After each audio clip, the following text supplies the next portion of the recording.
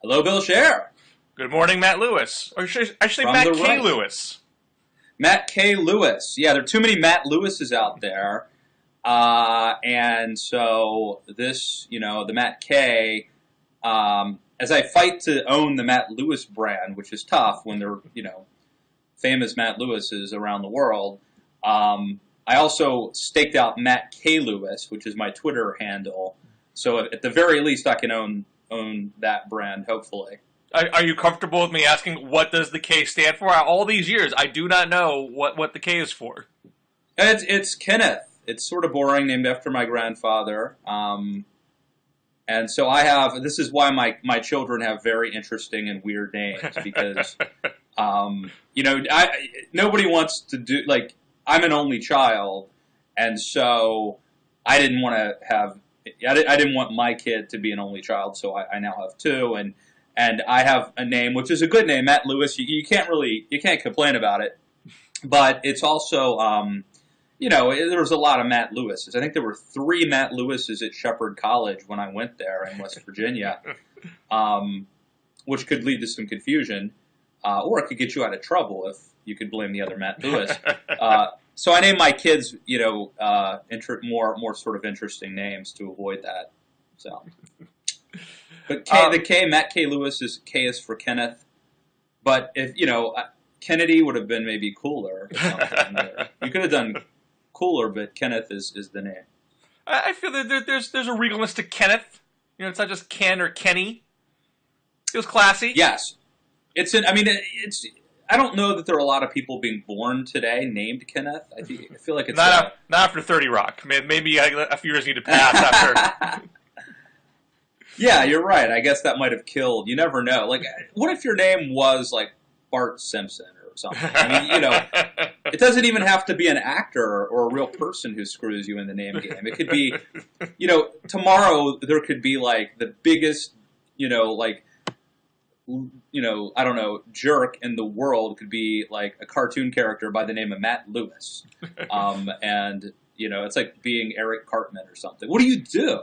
Well, in the mid-'90s when I was living in D.C., my landlord's name was Amy Fisher, which if you're of a certain age, yeah. You actually remember Amy Fisher was the teenager who shot Joey Buttafuoco. Right, and so right. I would get phone calls in the office. At the time. Yeah, she would call my office Bill, Amy Fisher's on the phone for you? Well, you know what, Bill? I remember I lived in a group house in Springfield, and they still had left over the sign from when it was rented, and it said something like, "Call Amy Fisher." And we joked about it. I wonder if this is the same Amy Fisher. I don't know. Were you in Springfield? I was in the district. Okay, because I don't want to overextend the Simpsons metaphor, but I was living in Franconia, Springfield, a suburb of the nation's capital, and maybe it was the same Amy Fisher. Maybe. We laughed about it. We were laughing about it back then. No, I'm sure nobody born after 1985 would have any idea what we're talking about. Well, back to our normal DMZ issues at hand. I'd rather just talk about names. I noticed on your Twitter feed you were being I don't want to put words in your mouth. I feel you were defending Karl Rove Yes. in his comments about Hillary's concussion, where he was suggesting perhaps she might have brain damage. You thought that people were taking his quote out of context and being unfair to him. Is that a fair characterization of your view? Well, first let me say there's a tie-in here to Ben Sasse and what I want to talk about in a few minutes, which is that a lot of what I sort of know comes from off-the-record things, and it just informs your reporting, but I can't really talk about it. So, along those lines, I've been to Karl Rove's speeches that were off the record, and he says really interesting things that he would never say in public. It's sort of I don't know if you remember, I think it was Frank Luntz a couple years ago, got in trouble maybe a year or so ago at a college where he thought he was off the record and he attacked Rush Limbaugh, and some student actually recorded it and it burned him. Well, Rove sort of does this stuff too. He says things that are titillating and in off the record settings. I know because I've been there, and the audience he set up, and it's interesting. And I think this was also an off the record speech, I believe, that he gave. where he said this about Hillary. So first, that's an important thing to keep in mind, is that, I think that there's a little showmanship here to it, right? And a little sort of, he says things sort of jokingly, tongue-in-cheek. And I suspect that's part of what was at play here. The other thing, though, is, look, what is it, is it not okay to question the health of the person who could be the commander-in-chief, the most powerful person in the free world? We've already basically said you can't attack Hillary on her age. Now it's also health isn't a legitimate issue. Look, she did have this incident. She hasn't been incredibly forthcoming about it. And so maybe it's unseemly for Rove to speculate about it, even in an off-the-record situation. Maybe it's not chivalrous or polite. But, come on. This is a very serious position, and I think it's a fair game to question somebody's health. Well, I generally agree with that. I think all sides raise health matters when they have an opening to do so. That's not an unusual matter in politics. And there's definitely a big push from the media to get health questions answered. One of the most famous recent cases that Paul Tsongas ran for president in 1992, being a cancer survivor, and I know people wanted to see his medical records, and he would answer questions like, "Look, I'm a cancer survivor. I've a clean bill of health now, and I'm ready for the job." People wanted more information about that. Now, he didn't get far enough in the contest for other reasons, and he ended up dying, not too long after that, from a relapse. And so it did raise some questions whether he was being forthright or not. But I think at one point he even said, so he was asked, what if he had cancer again? And he said, well, then you have a president who has cancer. Presidents have health problems. You get a vice president. We have a system for that. So, the Constitution, rolls on. But those are fair questions. I think what is trickiest for Rove, the specific quote is, there's two problems with Rove's comment. One, he said she was in the hospital for 30 days, which was factually wrong. And then she says, when she reappears, she's wearing glasses that are only for people who have traumatic brain injury. We need to know what's up with that. That seemed to be more leading and mischievously speculative, as opposed to sober investigation. Yeah. I think that there was some shtick and hyperbole clearly there. I would also say, though, when I woke up yesterday morning, I use myself as a test case because I try to be, I try to call him like I see him, Bill. So when I woke up and I looked at my iPhone and I started seeing the headlines and the tweets about what Rove said, I have to be honest with you, my first instinct was to blame Rove. Like, what another, such a stupid thing. Why did he, that was, my gut instinct was to think that Rove had messed up. Then I actually clicked on the story. It might have been Politico, I don't remember, but whoever it was, I read the story and I started reading like what Rove actually said, and I was like, in other words, I felt like this story was overblown and overplayed and overhyped, that what Rove actually said wasn't as egregious as the way this sort of breathless reporting and pearl clutching that was taking place. I also want to say this, Bill. We talked about this the other week because I recently wrote something. I was reading Michael Lewis's book, Losers. So you or me? It ain't me. That beeps at my house. Let me see. Let me see if my house is burning down. Why don't you keep rolling, okay? Okay. So for those who may not be able to hear it, there's a very loud screeching sound. It may be a fire alarm. Bill may or may not be in peril.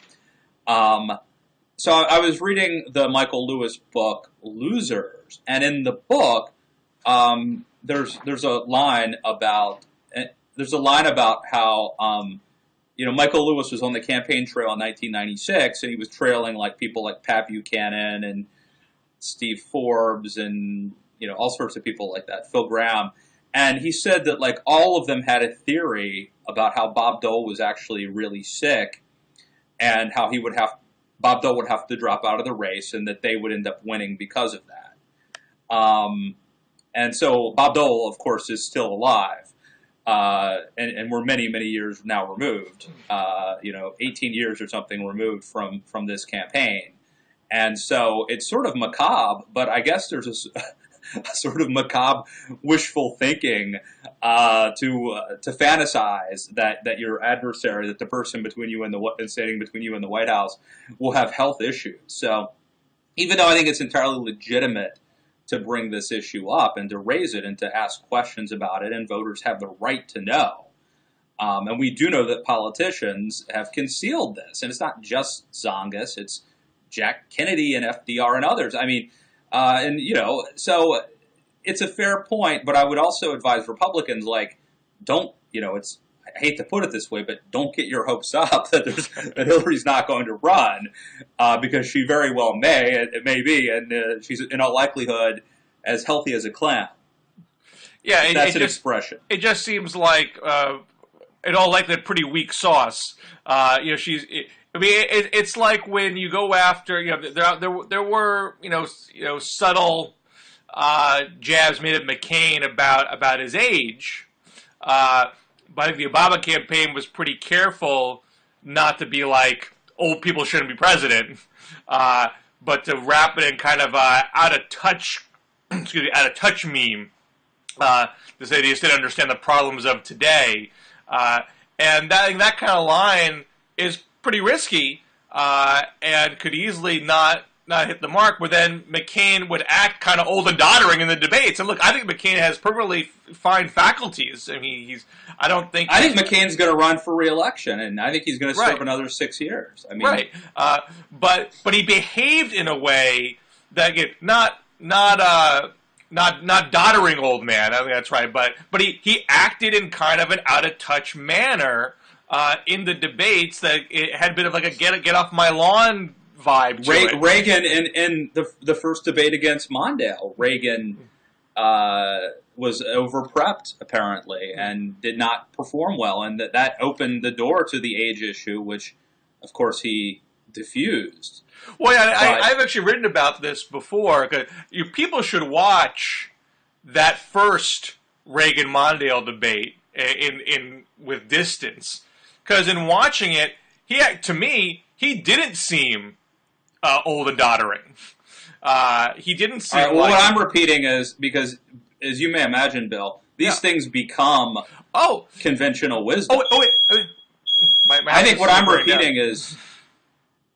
What I'm repeating is basically, I don't know that I've ever watched in its entirety the first Reagan-Mondale debate.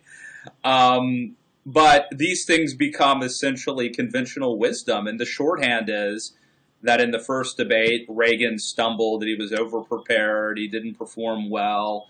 And that opened the door to people questioning the age issue, which, of course, he hits out of the ballpark in the second debate. What I'm reciting is the shorthand of what happened. It sounds like you've actually gone back and watched the tape. I mean, what's interesting about that first debate is, I mean, Reagan's not his best, but he's actually loaded with facts and figures. I mean, one thing that's interesting about that debate is just the level of expectation in these debates, as far as what information you would have at your disposal, is so much different than the expectations today, where everything is very constricted to 90-second sound bites, and so no one's expecting deep dives into policy. Reagan was talking about a whole lot of policy. He just wasn't, it just wasn't his A game, but it wasn't like they say that signs of dementia. But the sort of the spin on it, or the take on it, is that Reagan was over prepped, that he had too many facts, too much, that he was trying to show that he had command of facts and numbers and statistics, and so then the line "Let Reagan be Reagan" emerges. By the way, while we're talking Reagan, let me give a couple just quick plugs. One, I just interviewed Ken Edelman, who was with Reagan at Reykjavik. I learned he was also Muhammad Ali's interpreter in Zaire against in that fight against George Foreman. He has a book out called Reagan at Reykjavik. You can check out my podcast. So for Matt Lewis' show, I interviewed him. I also interviewed a guy named Serhii Plakhy, who wrote a book called The Last Empire, The Final Days of the Soviet Union. And this dude is actually a professor. He's professor of Ukrainian history at Harvard, and really good book about the. It's very. I think both. I bring these things up because we're talking about Reagan, but they're also sort of timely now with the whole Ukraine Putin thing happening. So I've interviewed both of them on my podcast, so check that out. You get fantastic guests on your podcast. People should definitely check out your podcast on a regular basis because you get some pretty fascinating people to come on. But just to tie back to the Reagan thing, what I think is actually relevant about this to today is, I mean, Mondale was getting crushed going into that first debate.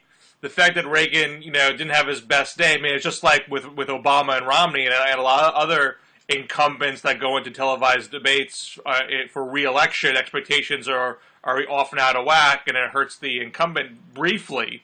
The media jumped on this whole "is Reagan too old" thing. Democrats got all excited about it. Is this going to make the whole thing turn? And all it did was just set Reagan up to show his best stuff and show his quick wit and sharpness in the second debate and diffuse all those concerns. This Rove attack on Hillary only works if Hillary starts, wobbling around the stage and, suddenly collapsing in the middle of a speech or right. Suddenly starts, spouting nonsense. If she comes across being perfectly sharp and capable, any kind of health question or age question totally disintegrates.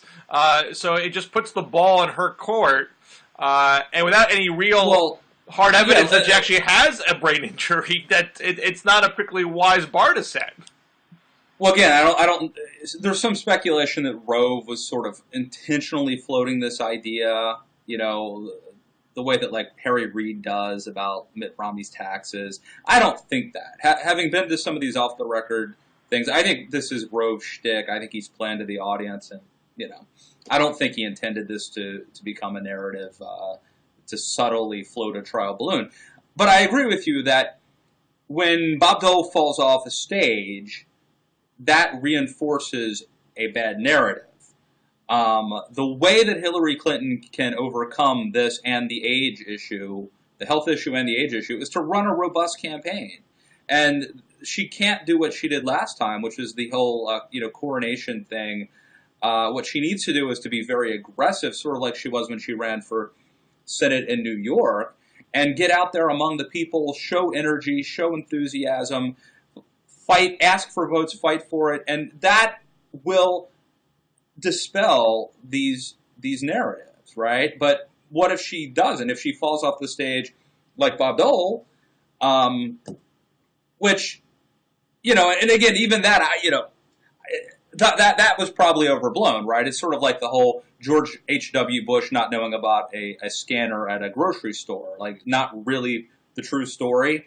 Like Bob Dole did, I think, fall off, but he got right back up, and for a 70-some-year-old guy to is probably fairly athletic. I mean, people think that Gerald Ford, who was like a football star in college, was bumbling because he fell down once coming off an airplane, and then Chevy Chase started mocking him. I mean, that's how narratives set in. Right.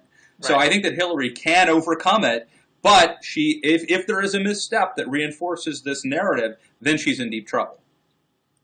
In elections more current, last week there was always talk that the establishment was triumphing over the Tea Party in the North Carolina primaries. Now the Tea Party favorite wins in Nebraska. Ben Sasse, am I pronouncing the last name correctly? Yes, you are. Do you think this is one for the establishment, one for the Tea Party, or there's the other narrative, of course, which this isn't even that much of a civil war in the first place. There's a lot of convergence between establishment and Tea Party right now, and this is more just about sort of the local peculiarities of that race. So I think this is very interesting. We do live in fascinating times, and I think in North Carolina you had a guy, Tom Tillis, who was the establishment guy, but he's a conservative, and I think that the grassroots Tea Party base can live with Tom Tillis, and I think the insider establishments can live with Ben Sasse in Nebraska. I mean, Ben Sasse is a university president who worked in the Bush administration. The notion that he's this Tea Party grassroots guy, I think, is really the product of him running a smart campaign and knowing how to win a Republican primary. And the other thing that muddies this up is, even though Ben Sasse was the conservative candidate who was endorsed by essentially basically the entire conservative movement was unanimously behind Ben Sasse, with a couple of exceptions. But by and large, even FreedomWorks had flipped and endorsed Ben Sasse. So but even though he was the Tea Party guy, right before Election Day, Shane Osborn decides to sign this pledge by this group called FAIR, which is a group that opposes not only illegal immigration, but increases in legal immigration and visas and whatnot. So at the very end, Shane Osborn tries to outflank Sasse by, I would argue, demagoguing the immigration issue. So it really muddies the waters in terms of who's the grassroots conservative populist Tea Party guy. And it's last week I told you that Renee Elmer's, maybe it was 2 weeks ago, that Renee Elmer's winning in North Carolina, wasn't a huge deal. It doesn't imply that because she's pro-immigration reform, it doesn't imply much. Well, now you're starting to build a narrative, right? Because you got this guy Shane Osborn, who, in an act of desperation, I think, at the very last minute, decided to try to make immigration an issue in Nebraska by sort of out-populisting Ben Sasse. And it did not work. He ended up coming in third place, and I think kind of a shameful finish. Meanwhile, you have Ben Sasse, the day of the election, goes on Chuck Todd's Daily Rundown show and sort of extends an olive branch to Mitch McConnell and the Republican establishment.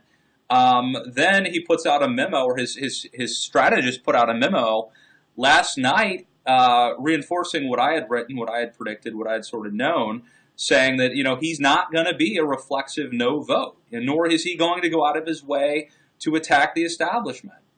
He's going to be a serious conservative, and there may be times when he opposes the establishment, but he's not going to be a bomb thrower. And so I think at the end of the day, it's funny, but I think Tillis and Sasse are probably not all that different. There's not a lot of daylight between them. And I think you're probably getting sophisticated, smart, electable conservatives now coming out of these races, regardless of which side, the chamber versus the Tea Party, you're not seeing a lot of daylight between these candidates now. And if you're a conservative, it's an optimistic thing. So, I mean, there may not be a lot of daylight between Sasse and Tillis. Do you think there's that much daylight between Sasse and Osborn?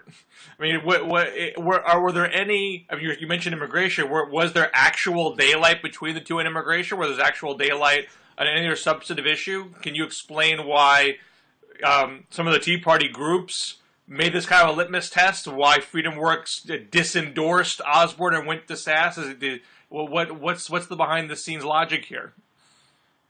Well, how much time you got? I could talk about this all day. And there was a third candidate named Sid Dinsdale, who's a banker. I think he would have been the third richest person in the U.S. Senate, who was a self-funder who came in second. So this race is very interesting. So to sort of answer your question, Shane Osborn was thought of as a military hero. He was a pilot, and he was also the treasurer of the state treasurer in Nebraska. And he was originally endorsed by FreedomWorks.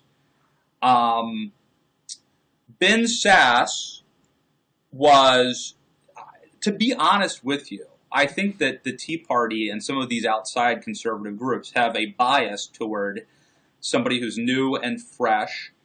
And Ben Sasse is just better looking, younger looking, and incredibly smart and a very good talker. And he jumped on the Obamacare issue immediately. Since I think the guy's a very shrewd strategist himself. I think he basically ran his own campaign, and I think he sensed that that there was an opening, and that Obamacare, that he could sort of make that his issue. And I think he was absolutely right about that. I think the Tea Party was kind of hungry for somebody new and fresh and young and charismatic, which isn't exactly the most substantive reason to back somebody, but I think that's what they do. I mean, this fits into the whole Republicans' identity politics thing. I mean, I think Sasse was just a very appealing candidate, you know. So I don't necessarily think it was fair, no pun intended.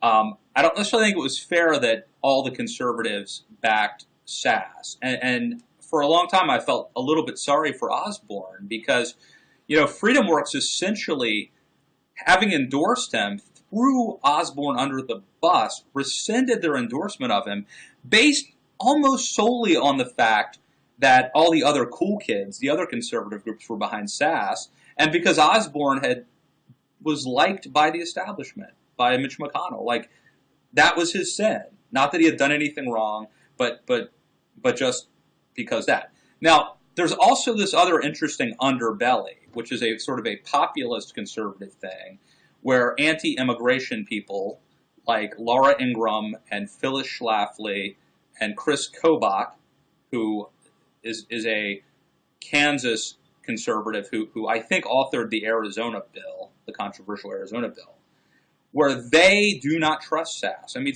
Ben Sasse doesn't have a voting record. It's hard to say what a great conservative he doesn't have a voting record, and so they at some point, you know, Ben Sasse refused to sign this pledge by this group, this fair pledge, because he basically said, "Look, I'm against amnesty. I think we need to secure the border, but if we do that, if we secure the border, I wouldn't be opposed 10 years from now and having some sort of a pathway to citizenship. I'm not going to sign a pledge saying that that I'll never consider that." Well, Shane Osborn, I think, out of desperation, having been abandoned by the rest of the conservative movement, saw this kind of populist group. Mickey Kaus will be mad at me for daring to say nativist, but we can argue about that. But however you want to describe these folks, you know what? He would prefer it if I say, what was the word? Restrictionist. That's the word. I will use that word. So somehow Shane Osborn hopped on this restrictionist bandwagon, and it got him nowhere because he went down in flames. No pun intended, once again. Now, there's an interesting other discussion here, which is about military people.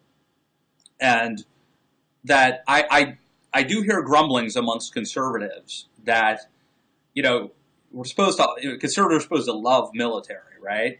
But amongst some fiscal conservatives, there is a sense that military people, and for some reason this doesn't apply to Tom Cotton, but that they are too used to taking orders, and that they, therefore, may be susceptible to being led by the leadership, by the establishment. I don't know if that factored into why you would endorse Sasse, a guy who doesn't have a voting record, over Osborn, but I think it may have in some quarters.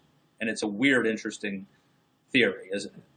It is, but I am struck by that immigration back and forth, also coming off of the Renee Elmer's race, where she was outright for immigration reform and won her primary pretty handily. Also today, you have a op-ed in Roll Call, the congressional newspaper, by one of the founders of the Tea Party Express, one of the myriad of Tea Party groups that are out there, a guy by the name of Sal Russo, and he comes out in favor of immigration reform. He stops short of a path to citizenship, but he supports a legalization for the currently documented with various, fines, learn English, yada, yada, yada. So you have another point of division within the conservative base on this subject.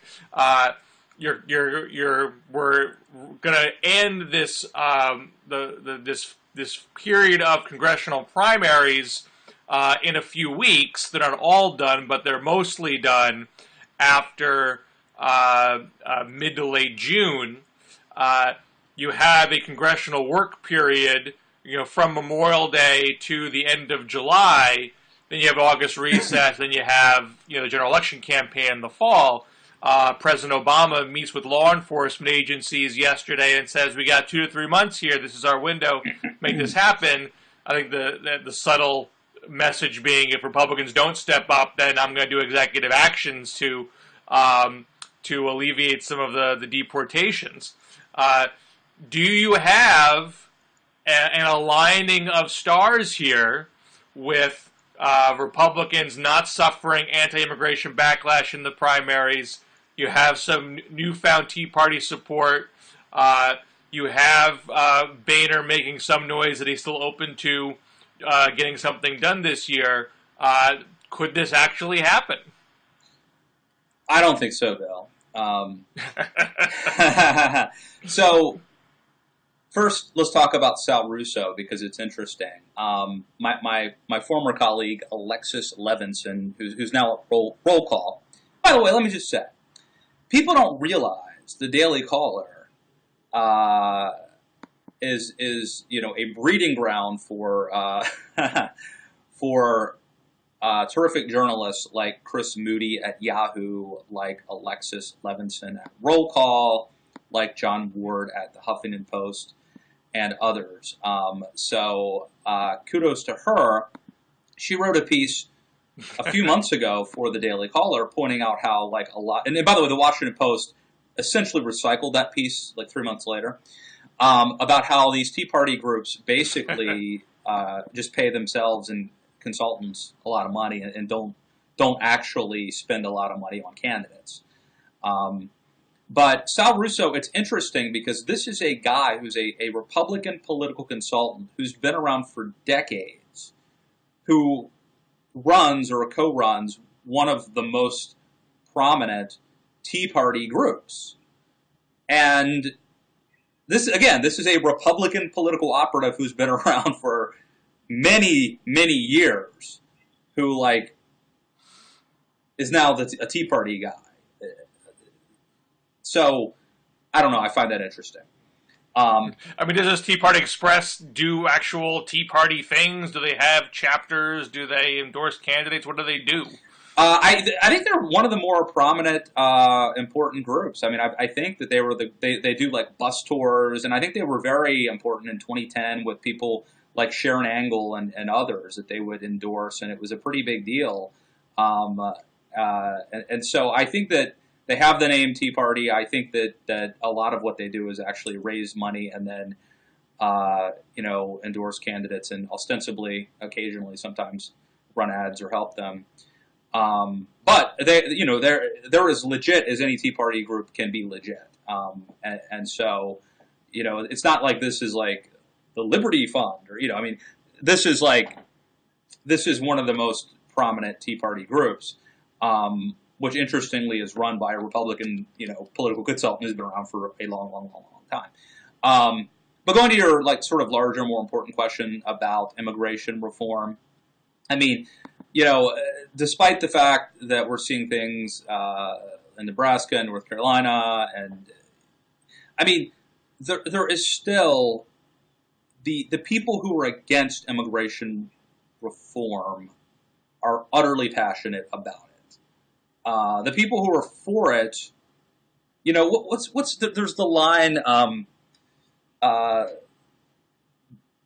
the worst are full of passionate intensity while the best are, I'm trying to think of the poem. Someone in the comments, I'm sure, will remind me what it is. I forget the specific quote, but I know what you're saying. But the people who are against immigration reform, I'll put it to you a different way. A friend of mine once said, when you run for political office, your friends will work all day to get you elected, but your enemies will work all night to make sure you don't. And there is an intensity gap. And the people who are against this on the right are really against it. And they are passionate about it.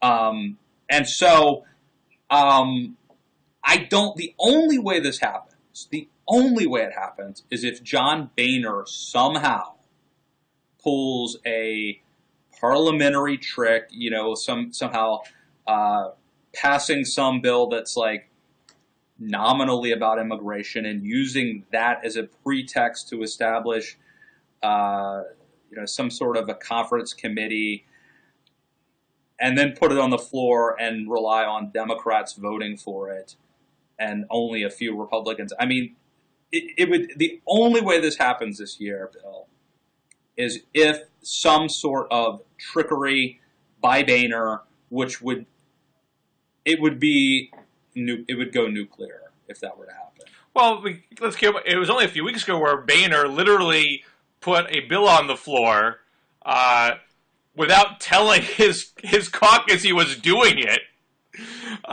announcing a voice vote when no one was around, and letting it go through that way. So he's not beyond parliamentary trickery when he feels like he needs to do it to avoid a larger political problem. I mean, this was involving the Medicare, the so-called doc fix. This is different. This is different. Well, I agree. I agree this is different in that I don't think that's kind of an inside the weeds issue. I think he was sort of diffusing a problem before it metastasized. If he couldn't get conservatives to vote for it outright, then and all the doctors' fees skyrocket, then he's got a larger political problem. This he could do a little bit more quietly. I agree he can't do that kind of shell game with immigration without it being a much bigger deal. My point is just that it shows you what he's capable of doing. He has the will, and he has the moral and procedural flexibility to do things like that when he feels it is in the larger Republican political interest. Okay, but what I'm saying is, while it is physically within the realm of possibility that this happens, it would have to be by virtue of parliamentary trickery, because what doesn't happen is persuasion. You are not going to convince enough House Republicans to vote for this via argument and debate and discussion in order for it to pass in a normal sort of way. By the way, the best. Hang on, I've got the quote here. I have the quote. It's Yates, and it's the best lack all conviction, while the worst are full of passionate intensity. Mm-hmm. That is the quote, and it only took me 5 minutes to find it. That's what's great about writing. You don't have the brain farts with writing. Nobody sees that you don't remember, that you have to Google something. That's why writing is so much better than talking. Well, speaking of talking, in my neighborhood here in Northampton, Massachusetts, I live a mere 3 blocks from the esteemed campus of Smith College, where they I don't know who exactly to point the finger at, but a colossal embarrassment has occurred, where the president of the International Monetary Fund, Christine Lagarde, was invited to be the commencement speaker in a few days. Your average petition gets circulated saying she should be disinvited. The IMF is oppressive and it's a tool of international austerity and destroying third world nations. Blah blah blah. And for some reason, I can't quite tell you, someone flinched. I don't know if it was the Smith College establishment or was it Christine Lagarde herself. Technically speaking, Lagarde declined. There's her call there. I think there's some speculation that she did it under pressure, but no one can say for sure. I know today that some of the economic department of Smith expressed their disappointment in the decision and they wanted her to come. So I think we should be careful not to say it's all of the Smith campus body or all of the Smith faculty. But certainly, it's certainly at least a temporary embarrassment to Smith, and it's feeding this whole notion that this wave of political correctness is resurfacing on college campuses. There have been other examples where speakers have been pressured to bow out. And I think in this particular case, I mean, there's always certain examples. I know, for example, Ben Carson was forced out in Johns Hopkins. Right. They felt he said bigoted things towards gays. I think bigotry is a different standard, quite frankly. I am less put off when someone is saying something outright bigoted towards blacks or towards gays. I think that is like properly stigmatized, in my opinion. This is a difference of opinion of global economic development. People have different opinions about things, and even beyond just the basic difference of opinion, the knock on the IMF going back decades does not fall on the shoulders of the person been president for the last 3 years. She's not responsible for the entire history of the IMF, and there's plenty of argument that she has been reforming the IMF and making it fairer to poor nations. So the critique in of itself is off the mark. There's just no way you can have speakers come to campuses who check off every ideological box. It's impossible. People have differences of opinion. It's a ridiculous standard. To me, first of all, I think that by and large, you should welcome diversity of opinion, diversity of ideology, unless it's really egregious. I would say bring people in I disagree with. I mean, if there are, there are some people who I think should not be welcomed on. I would not want welcomed on my campus, but that list is very small. There are a lot of people who hold positions that I disagree with, to a great degree that I would think should be, part of college and education is exposing yourself to diverse opinions. And I do think this is emblematic of something that conservatives have long noted, which is that liberals posture themselves as being about diversity, as being about, free speech and diversity of opinion, and yet they're the ones who essentially want to discriminate against and censor political speech. Condi Rice essentially drummed out of speaking recently as well. And I just think it's a shame that these things, that it happens. There's a huge difference in the amount of liberal speakers who are invited to speak on campuses and who end up speaking on campuses versus conservatives. I mean, there's a huge disparity. And so even though I suspect you could find examples of liberals, we can cite examples of liberals not being invited to speak or permitted to speak on campus. I mean, there are a lot more liberals who end up doing it than conservatives. So, I think it's just shameful. I assume there's not a lot of liberals being invited to speak at Bob Jones. There's probably some. You don't even have these controversies at Bob Jones. They don't even get invited to it in the first place. So I think there's certainly conservative academic environments where richness of intellectual diversity is not present. Look, I know, Karl Rove has spoken in some of the schools in this area. John Ashcroft spoke here recently. Plenty of people do actually come, and people come and protest, but they do actually come and they actually have the speech. Often these people are invited by a local college Republicans chapter, and they really have no reason to disinvite them. They were brought by a campus group. The college administration doesn't have a say over it necessarily, and people have an argument, and that's fine. I was telling you about that book, The Last Empire, about the fall of the Soviet Union. And this has been going on for a long time. There's a part in the book where George H.W. Bush, I think he had been booed or something speaking at a commencement speech. So they wouldn't let. I'm trying to think of exactly how it was. The faculty wouldn't let Barbara Bush speak but she brought Raisa Gorbachev with her, and they both did the commencement speech, and therefore it was acceptable. So a communist is, as long as you bring a communist along, then a Republican's safe to speak at this college campus. Well, I mean, a commencement. This is the thing. What's so strange about this is commencement speeches generally are not political. They're not there to make a political argument. Right. They're there to celebrate the graduates. So I feel like this is. I don't really think it's so much of a free speech issue. No one is saying that the free speech is about the law. I mean, no one's saying you're not allowed to speak. No, I know, but I'm talking about people who rhetorically advocate. Hey man, just as long as you don't hurt anybody, and I'm all for diversity of opinion. I don't want to censor anybody. Turn off the TV if you don't like what's on. That's the mentality, and yet they're the first people to shut down somebody that they disagree with coming to campus.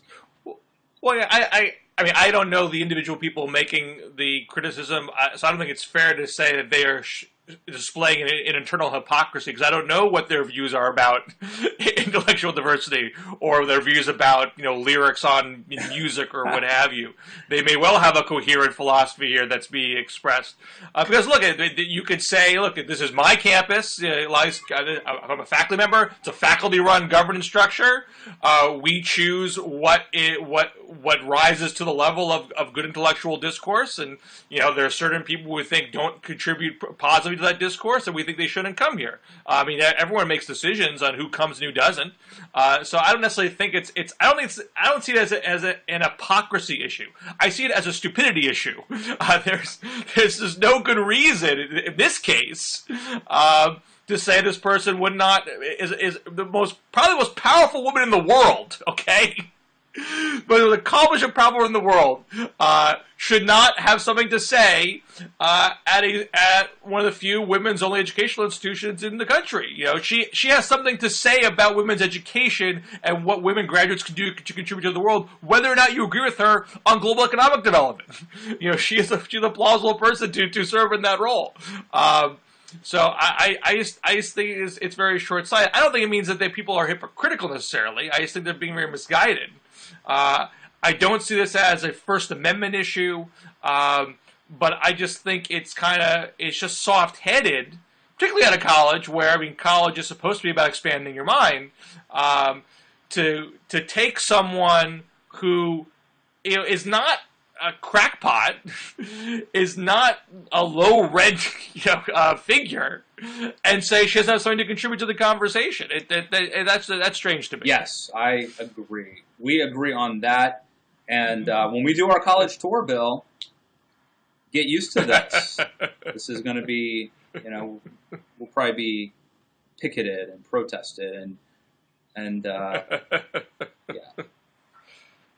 And I fully expect somebody to throw a pie in my face.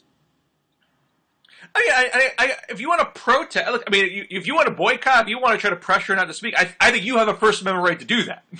I can't fault someone for having their own opinion about the IMF and expressing it in their way. That's their choice. I think it was weak, either on the part of Lagarde or Smith College, I don't know who exactly, to fold in the face of that. It didn't strike me as necessary. There's some argument that I hear, I don't know, again, not in the specific case, but I hear in general, some of these college administrations flinch because they want the parents and the potential donors to have a good commencement experience. And if it's marred by any kind of friction, it undercuts that potentially. So that is why they have an itchy trigger finger about this stuff sometimes. But that just rewards, the squeaky oil gets the grease. That just rewards whatever side is whatever side's the most annoying will end up winning by virtue, because they'll be rewarded for being annoying. And we know which side that is, Bill. We know which side. On campus, I think it's a bigger spectacle. It's even a bigger spectacle to flinch at the last minute when it's someone of as high esteem as Lagarde. I think that's the bigger black eye. Again, I'm not a development director. I don't know what the donors want, so I'm just speaking from my bar stool here. But that strikes me as not the best strategy. And I think people in college administration should realize, look, I went to a very liberal college. Every commencement was full of last-minute protests. It's usually the last FU to the college establishment. That's what commencement is. It's never going to be this perfect, Kodak moment all the time. People are going to get their last licks in. That's just the deal. So I think people should be a little thicker skinned about that and not panic in these situations. Yeah, I think we should be a little cooler about it. And, diversity of opinion. Let's welcome people we disagree with. Don't have to agree with them. Have to protest them. But there should be a mix. Should be a mix. So. I expect Bob Jones at any minute now to invite Ralph Nader to speak. Stranger things have happened. Stranger things have happened. I'm always going to talk to you, Matt, where free speech is treasured. That's right. We'll talk next week. Take care.